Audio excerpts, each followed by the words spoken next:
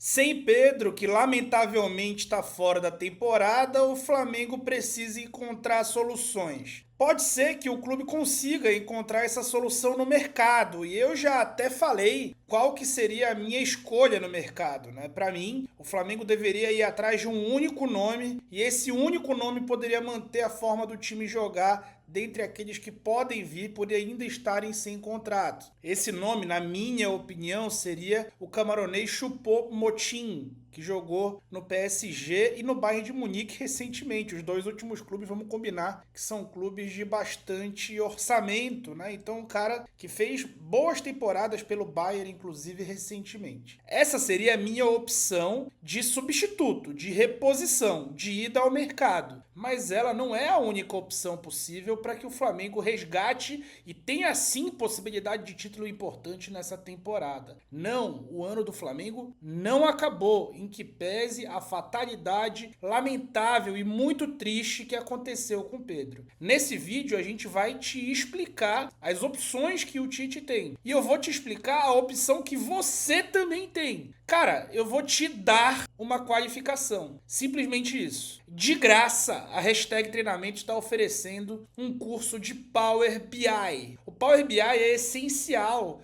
para que, caso você queira fazer dashboards, caso você queira gerar gráficos automaticamente, caso você queira controlar o seu negócio ou a sua área de atuação ou a parte que você executa do seu trabalho em números de uma forma automatizada. Um curso de 4 dias com emissão de certificado inteiramente grátis é o que a hashtag Treinamento te oferece para os inscritos aqui no canal do Falso 9. Então aproveita, que isso não daria para chamar de promoção, porque é de graça, e clica no link na descrição do vídeo ou aproveita o QR Code que está aqui na tela para você se inscrever nesse curso que eu também farei. Um curso gratuito de Power BI. Se você mexe bem em Excel como eu, saiba, você está atrasado, isso é insuficiente. Você precisa aprender Power BI e o Tite vai ter que aprender a montar o time de outra maneira, sem aquele centroavante de referência. A gente vai tentar aqui dar o que, na minha opinião, é a melhor opção dentre a estratégia de não contratar ninguém no mercado. Então vem comigo falar sobre tática sem tatiquez.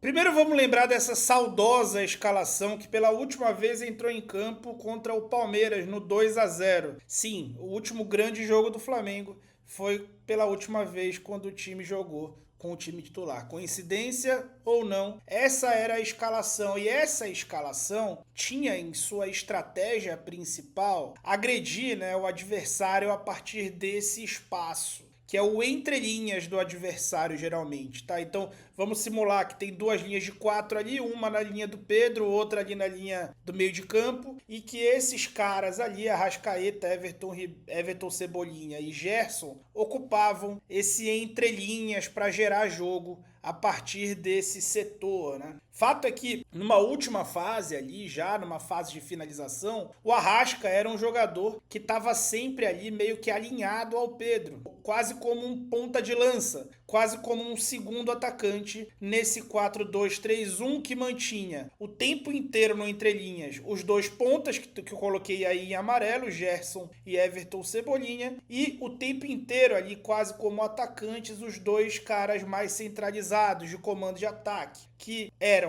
Pedro e Arrascaeta. Pois bem, se a gente for olhar esse time não pode mais ser replicado em 2024 e talvez a gente nunca mais veja essa combinação de atletas ao mesmo tempo em campo, né? Por quê? Porque dois deles, né, fora o Vinha que é reserva, dois deles perderam a temporada. E agora, gente, o que pode ser feito? O Arrascaeta pode jogar de falso 9, gente, mas a solução em ter o Arrascaeta de falso 9 não está isolada. Não é uma coisa tão simples assim. Ah, eu vou colocar o Arrascaeta de falso 9 e essa é a solução. Não, o time inteiro vai precisar mudar um pouquinho. Deixa o teu like aí que tu já esqueceu, que eu já vou te contando cada coisinha que vai precisar mudar para que essa solução aconteça e tenha sim muito efeito prático. Para começar, a primeira coisa que tem que mudar é o ponta do lado direito. O Gerson não combina com um atacante que seja falso 9. Ele combina com um atacante parede. Por quê? Porque aí ele consegue ocupar aquele entrelinhas e armar jogo para esse atacante que faz parede e gravitar ali em torno dele. Só que o atacante que faz falso 9, ele precisa de um cara que infiltre o espaço dele. Exatamente a área onde ele está e precisa deixar, precisa ser atacada por esse ponta. Então o Gerson não é jogador para executar isso, ele é muito mais um construtor, um cara de retenção de bola. Então ele teria que ir para uma outra função. E qual função ele poderia ir? Poderia ir ao meio de campo, para se alinhar ao De La Cruz,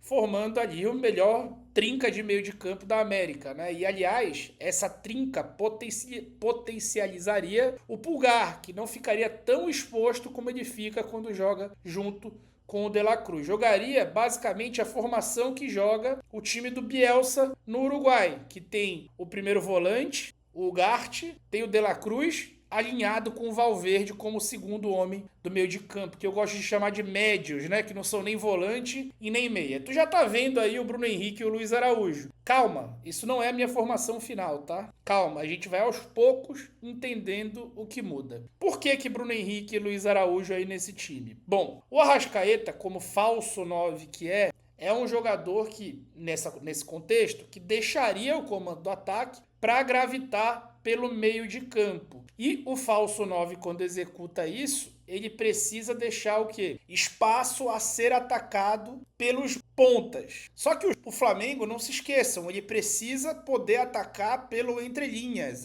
A gente não está querendo mudar as ideias do Tite, a gente está querendo entender como formatar um time dentro das ideias, das coordenações que ele já tem, com um novo 9, com um 9 de movimentação, um falso 9. Pois bem, você precisa ocupar esse entrelinhas e você precisa tirar esse cara da referência, você não matar o Arrascaeta. O Arrascaeta não pode ser um 9 de área, ele pode ser um falso 9. Então, o Arrascaeta baixando por dentro e ele poderia contar o quê? Com ataque à área dos dois pontas. Então, Bruno Henrique e Luiz Araújo fariam esse ataque na área. E o time passaria a atacar num 4-1-3-2. Você até vai ver um losango nesse time quando ele estiver na parte de finalização das jogadas. E nesse contexto, a gente sabe o quanto o Bruno Henrique pode jogar. O Bruno Henrique pode jogar muito nesse contexto. Você, assim, consegue manter dois caras que agridem muito a área, dois caras que são, sim, atacantes, agudos, e pode também ter o melhor do Arrascaeta, com e sem a bola, porque sem a bola ele vai ficar bastante liberado do trabalho, e com a bola ele vai poder abrir espaço no meio de campo para um meio de campo um pouco mais físico, um pouco mais forte, e também vai poder ter uma ação quase que livre. A ação do falso 9 é o que determina a ação dos dois pontas. Caso o Arrasca quisesse ficar ou gravitar para um dos lados apenas, só um dos pontas entraria. A gente viu o Messi fazendo isso, sendo esse meia que passou a ser o falso 9 com o Guardiola.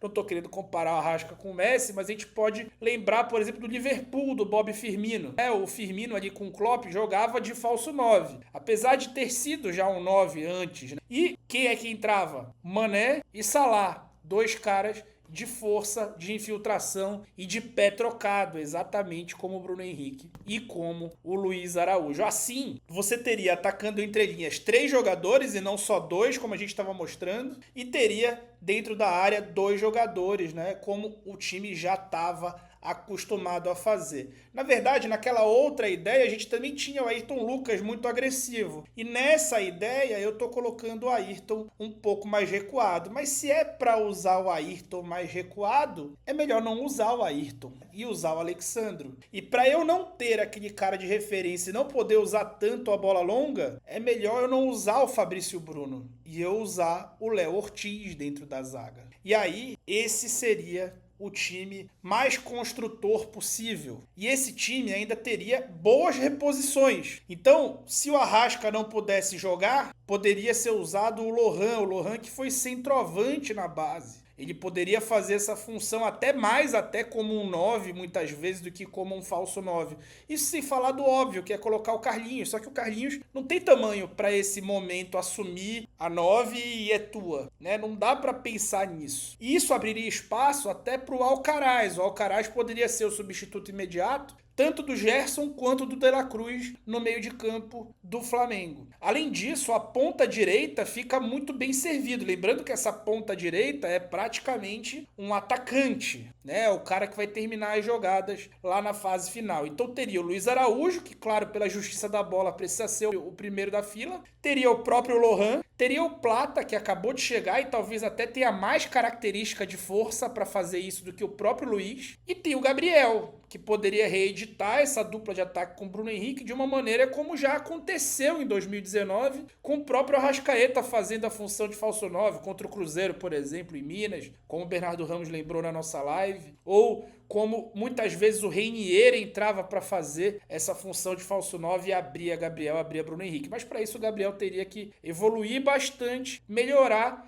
para sair desse fim de fila aí, né? Mas ele vai ter oportunidade. Então, se é para colocar o Gabriel, que coloque o Gabriel nesse contexto de ter o Arrasca sendo esse cara mais avançado. E aí, cara, apesar de ter muita lesão, se você for olhar, tem elenco para ganhar as coisas. Analisando o que eu mostrei, você achou que eu falei alguma loucura, alguma coisa inverossímil, alguma coisa impossível de ser colocada em prática? Sinceramente, eu acho que não. E eu acho também que não seria uma mudança drástica taticamente do time. Não seria mesmo. E nem algo que o Tite não tenha feito na carreira. Na própria seleção, ele fez isso algumas vezes com esse exato mesmo desenho, utilizando o Neymar. Depois acabou desistindo, muito por conta do surgimento dos pontas, e ele acabou voltando à ideia de ter um 9. Então, é possível sim, o Tite sabe fazer sim, só que ele precisa colocar, entender e ter o senso de urgência que a temporada não aguenta mais essa chatice de justiça da bola, de fila e de suposta meritocracia que na verdade é favoritismo. Então, o que o Tite precisa fazer é compreender as melhores alternativas. Eu, muito sinceramente, estou bastante convencido que a melhor alternativa não é simplesmente tirar o Pedro e colocar o Gabriel no mesmo contexto, ou tirar o Pedro e colocar o Bruno Henrique no mesmo contexto, porque não vai dar certo, não são jogadores que vão saber jogar de costas. O Bruno Henrique é até um pouco melhor do que o Gabriel nesse quesito, mas ao mesmo tempo não vai saber, e em vários momentos